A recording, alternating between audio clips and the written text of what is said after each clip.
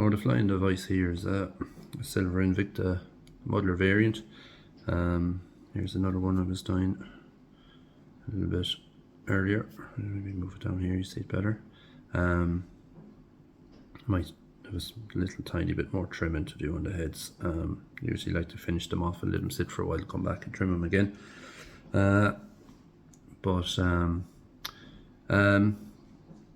Yeah, it's a size 8 heavy wet silver hook, and using Semperfli classic waxed in 6/0 and fluorescent orange. Just give me the butt and the head, two kind of trigger points. I like the dyed blue deer here for the muddler part, and instead of hen pheasant in the wing I'm using gull, which you'll see during the video later, I'm sure, and it's just the markings on it that I like. And then the rest of it's, you know, holographic silver body and use a brown or red game hackle up through it, and that's about it. Good fly for sea trout, brown trout, works as a fry pattern on the loughs. Sea trout obviously love the hint of blue, so like the blue head, you could use other colour deer hair on them. So I'm tying a few of these, and I'm going to tie a few more of these with without the muddler head, and I'll see whether I'll tie those on an 8 or a 10. So yeah, I might record tying one of the ones without the deer hair head as well, just for people to see. So let's get to tying it. So I've got a fulling mill size 8 heavy wet in silver in the vise, and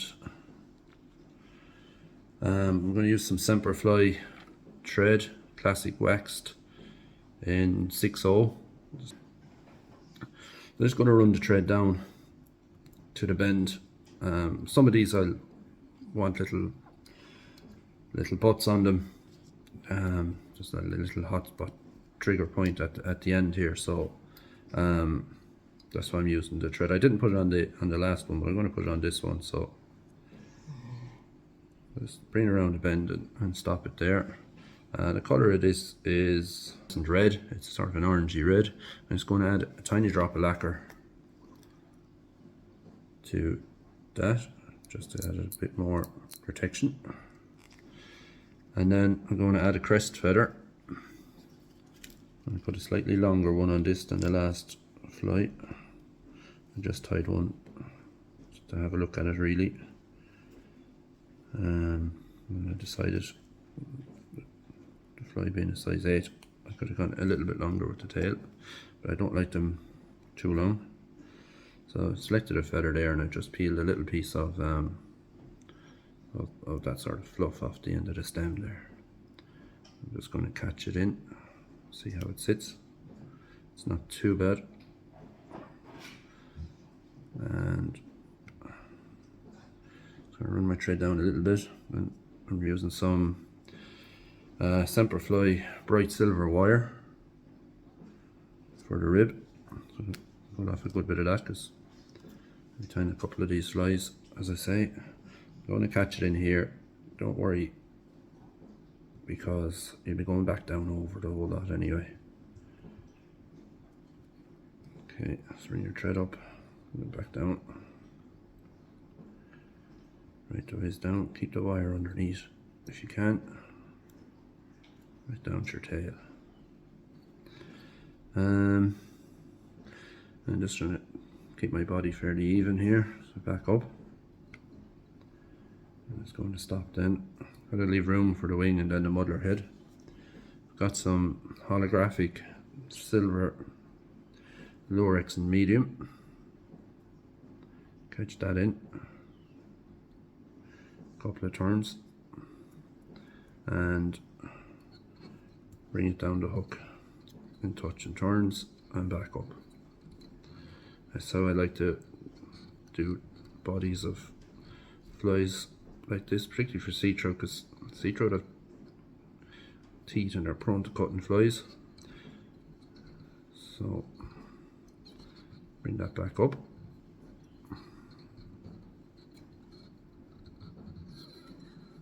Just catch it in there.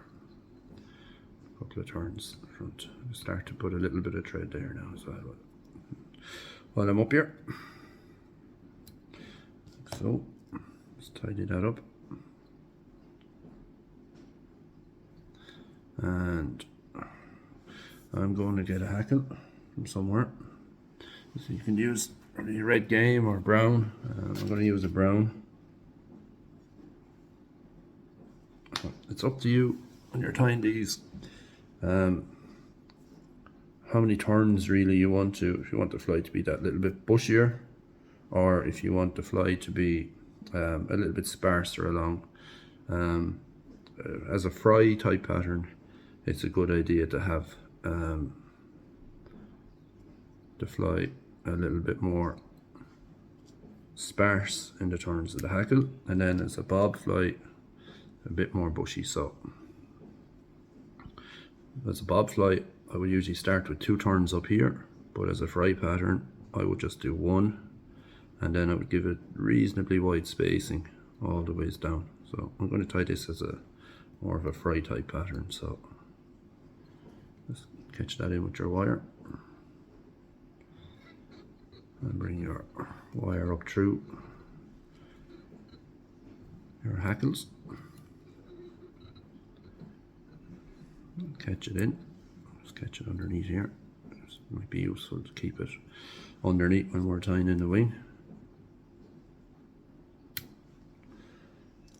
And then we just trim off our hackle and keep that, because you get another fly out of that. For a smaller size hook and the fly. So that's where we're at the moment, and I'm going to get a wing. So normally you're talking about hen pheasant for the wing of these. I'm actually using gull.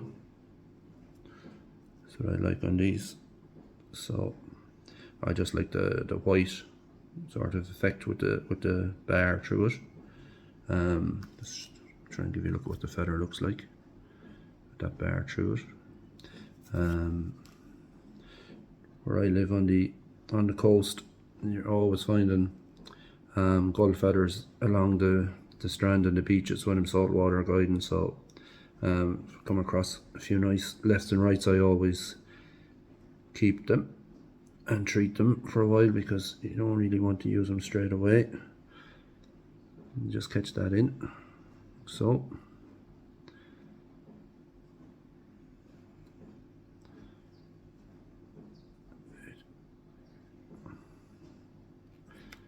and then trim off your waist. Okay, you know, there's one fibre sticking out here, but anyway, we won't worry about it. We'll get it when we're trimming the deer here. It won't be visible. Just tidy up this head area like so, and I'm going to add some dyed blue deer. This is a big patch that my brother brought back from America when he was over there for me. I said get me a nice patch of dyed blue deer here, and he certainly did. It's a cracking piece of deer here. So I'm going to take my deer here, and I'm just going to comb out any little bits of fluff. It's really good quality. There's practically no fluff in it, but just, I suppose, as a process. I'm not going to stack it. I want to kind of trail him back over the wing a bit here, like so. And I like to just sort of roll it a tiny bit. One fibre there that shouldn't be there. Then I'm going to do 2 loose turns, and I'm going to start to pull down, and it'll rotate its way around the hook there nicely, like so. And then a couple of tighter turns, like so, and bring your thread up through it. Just see where we're at as regards the eye of the hook here now. So we get another one anyway, like so. And I'm just going to push this back. Okay, and then just bring in your thread, and just build a nice head area. It acts as the head of the fly, and also as a dam for the deer hairs to keep it swept back. So I'll get my whip finish tool. It's a little bit tricky, but what you want to try and do is try and stroke back this deer here a bit and still keep some pressure on your thread.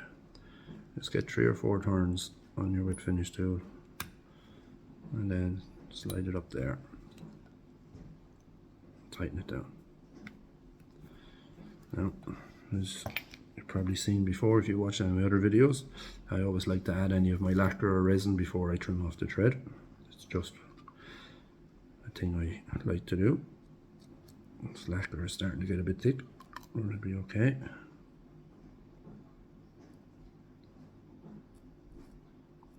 Like so. And you just trim off your thread. Now, see if I can do this without removing it from the vise for you, but it might be a bit tricky. But you want to bring your scissors in at an angle when you're trimming the muddler heads, like so. Okay. I'll probably have to take it out just to finish it off and have a look at it, but for the meantime, I'll give this a go.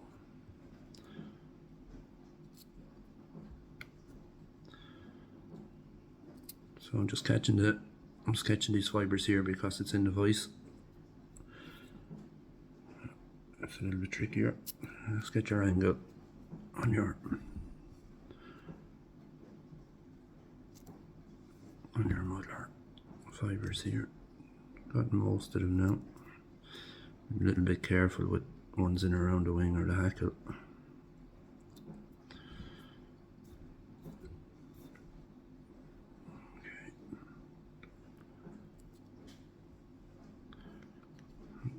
Get a long loose one that you don't like, you can just break off an odd one.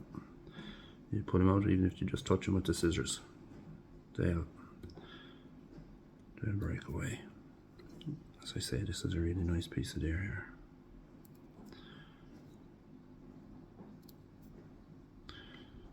There's maybe 1 or 2 more left.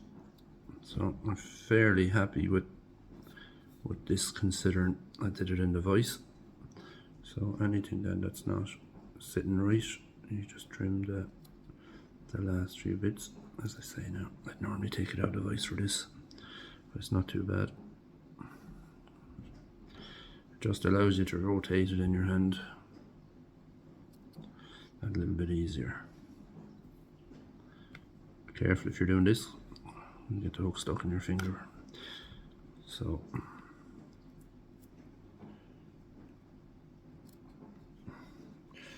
just say if you're stroking back, just watch the barb there. You tying a lot of these, you'll get used to avoiding the barb, or you could put a little piece of foam or something over it. So I'm fairly happy with that. The gull's a stiff enough feather, so it's inclined to separate, but once that gets wet, okay, that'll stick together. Don't worry about that. As I say, I just think it's worth it just for the effect that the bars give you. So there's a silver Invicta